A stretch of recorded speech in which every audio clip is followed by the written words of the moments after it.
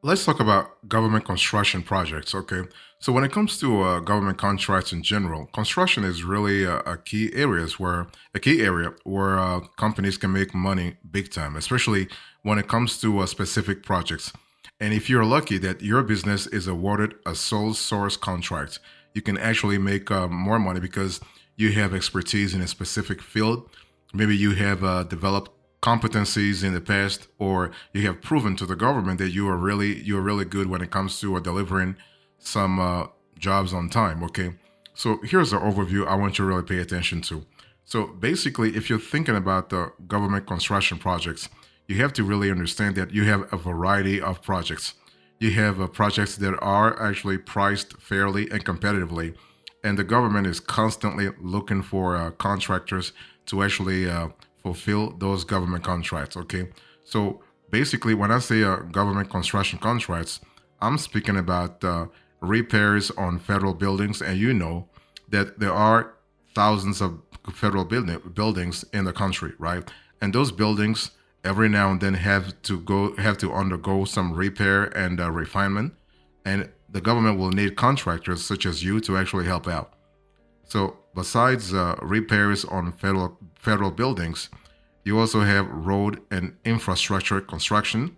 Again, we have thousands of roads in the country, so that's a lot of work, and the work is actually happening all the time. Okay, so there's no stoppage when it comes to government construction projects, especially as they relate to road and infrastructure construction. You also have military housing renovations. Now, those military housing renovations are usually awarded to entities that have been cleared by the federal government. So this is what I was talking about earlier when I say sole source contracts, because military housing is pretty sensitive. So those contracts are not they're not awarded to any contractors, okay, or random contractors. They have to be vetted. They have to be cleared, okay, for security purposes. And you also have landscaping and facility maintenance, okay. So that's also part of government construction projects.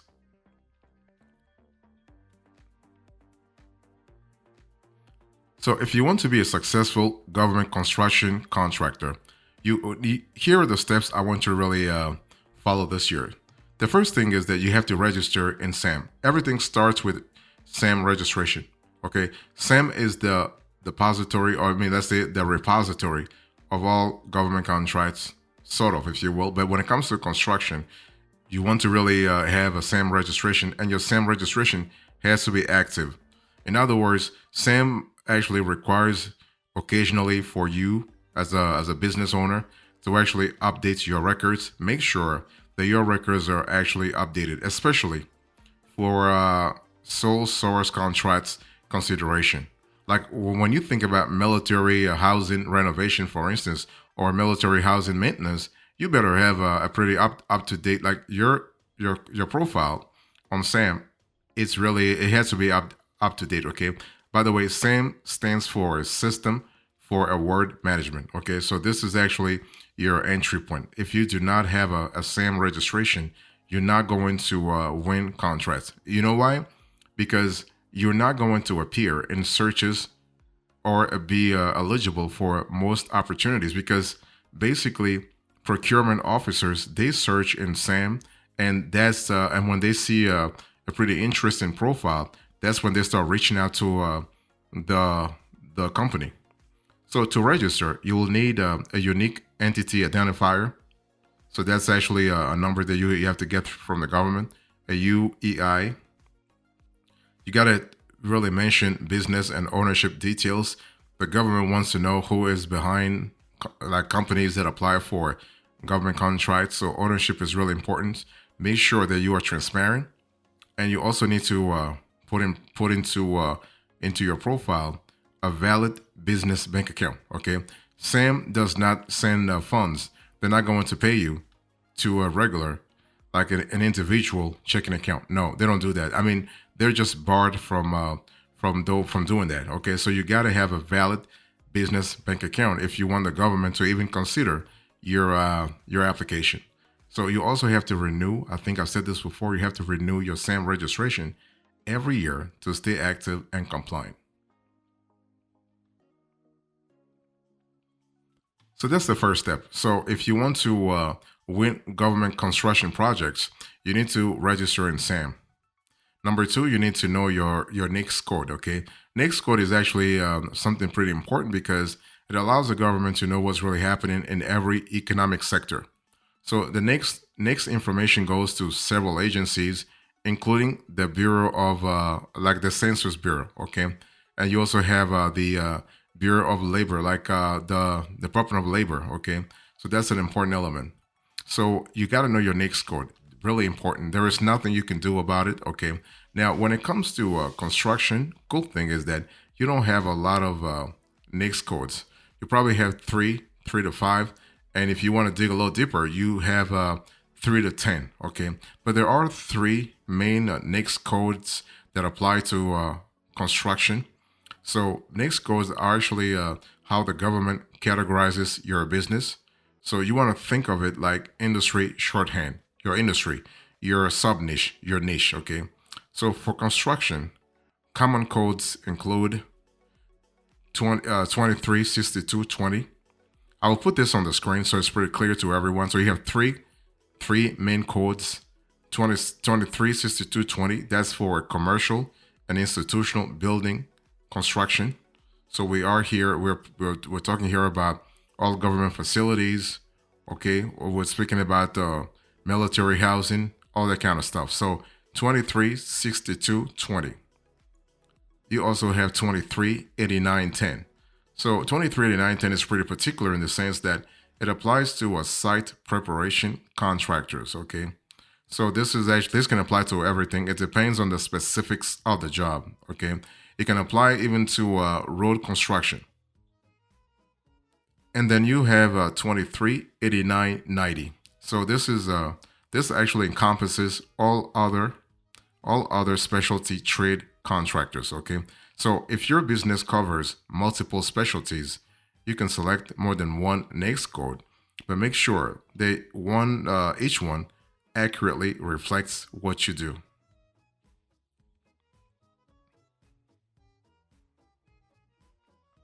So the third step you need to really follow here, if you want to increase your chances of winning government construction projects, is to really apply or at least add any certifications if you have them, right? Because at the end of the day, certifications can give you an edge. You know that government contracts are very, very popular, very competitive, right?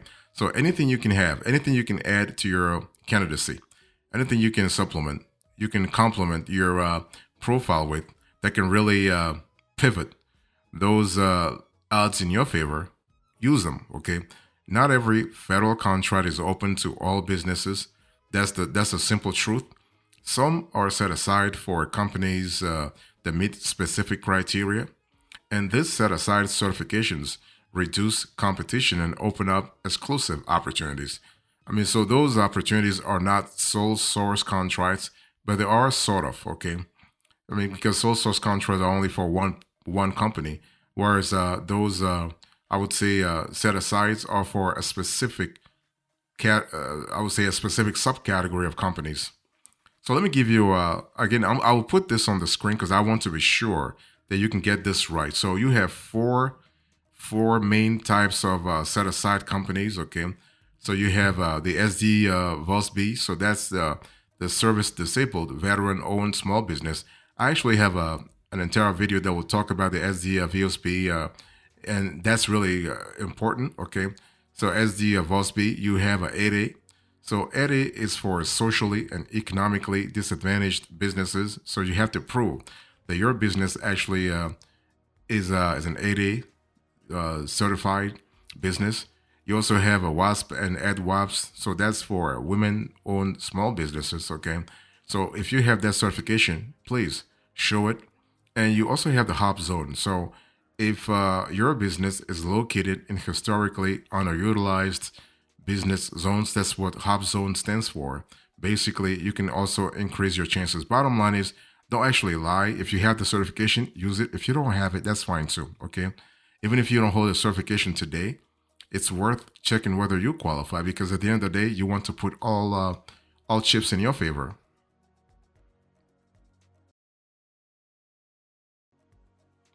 One thing you also need to do if you want to, I would say, win a government construction project, is to build a capabilities statement. Again, here I have an entire video that will walk you through how to build a capabilities statement. Here, the thing is, when you tell the government, I can do this job, right? I can do this job at this price, but you're not able to explain or expound on your skills, your competencies, your ability to get things done on time, or your experience. Think about your capability statement as your enhanced, I would say, resume, as an enhanced resume for your business, okay? Because the thing is that not in the federal space, no one is asking for glossy brochures, like glossy designs, whatever. You're not really trying to impress a procurement officer with glossy designs, okay? Instead, buyers want a capability statement. So this is basically a one-page document, okay? Please, one page. If you are going to draft a capability statement, don't go with 2, 3 pages. This is not your ability to write an entire business plan. No, it says clearly, it is a capabilities statement. It is a one-page document that covers what you do. So that's basically your core competencies, why the agency should hire you. So what are your differentiators? Okay, how do you position yourself in the market? Your past experience. So I'm speaking about, because your skills have to be backed up by your past experience, past successes. If you have a proven track record, you want to put it forward, right? So this is important, but also your contact info, your UEI. I've told you this before, right? Unique entity identifier, and you also want to have your cage code. So cage code is really important also for the government to properly categorize your specific industry. So it's often, if you think about your capability statement, it's often basically that's what really gives the procurement officer a first impression about your business.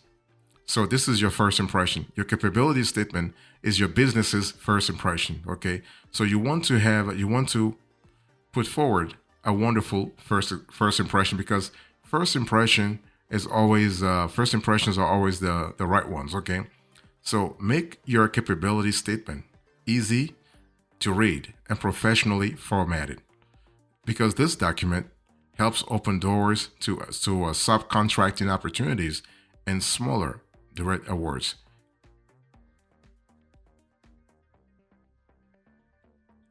If you want to really win government construction projects, you have to really understand that construction is a pretty vast domain. It's a pretty vast field, right? So if you are new, if you are a startup, or you are an established business, you want to start small. There's nothing wrong about actually starting small. Okay, don't think, well, I want to really go, I want to go big, I want to compete big right away. No, you want to establish yourself. You want to learn how the process works, how the procurement process works, and you want to really identify the key differentiators that can give you an edge in future bidding processes. So, you don't need to chase $1 million projects right away. Okay, start small and learn as you go. Many new contractors begin with simpler jobs under the simplified acquisition threshold, the SAT. Okay, and that's kind of cool, because the SAT gives you the foundation you need to have to actually excel in the federal contracting space. If you go with big contracts right, if you chase big contracts right away, you are going to feel tired, frustrated, and even disappointed, because those big contracts, there are other players. They have been there. They have been in the industry for many years. They have developed, okay, an entire strategy to actually win those contracts. Like if you go with, if you chase $1 million contracts, you are chasing the biggies in this industry, the multinationals, okay, the military contractors. So go with the small one. Go with the set processes, the simplified acquisition thresholds. And those opportunities are quicker to award, less competitive, and easier to complete without prior federal experience. Okay. Now, that said, Set projects are still competitive. You will need a solid proposal and a compliant setup to win.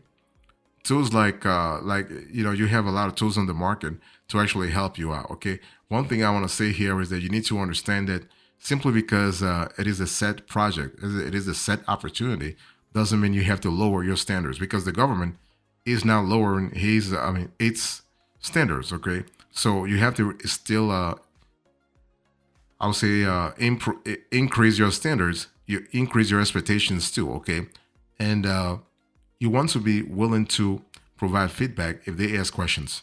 It's always important to keep your lines of communication open with the procurement officers.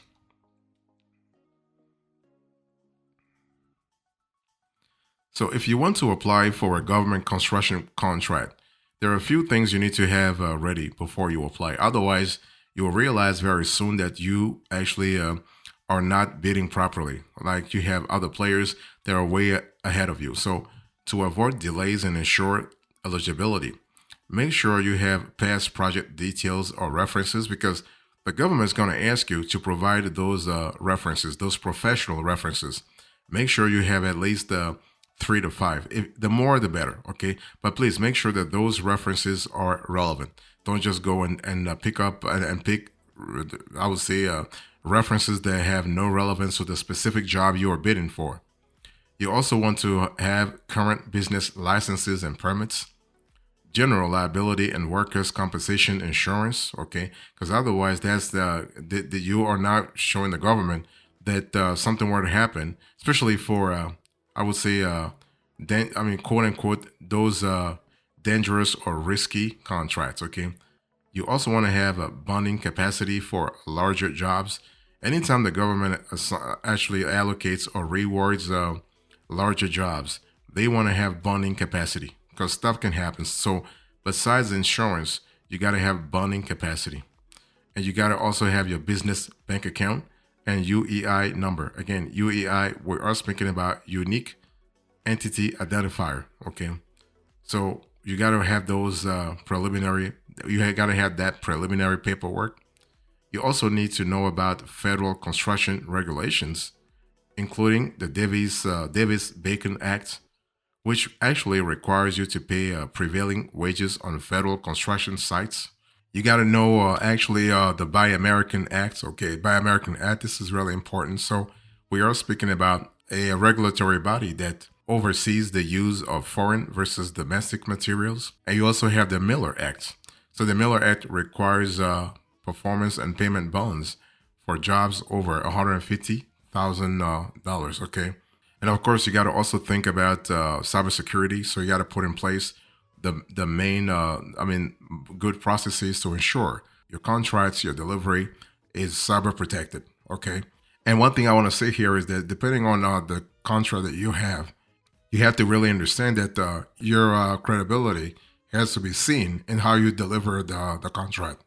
So, in conclusion to this conversation, I spoke to you about government construction projects.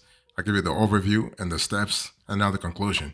Thank you so much. God bless you. I'll see you next time. Until then, remember, stay marvelous.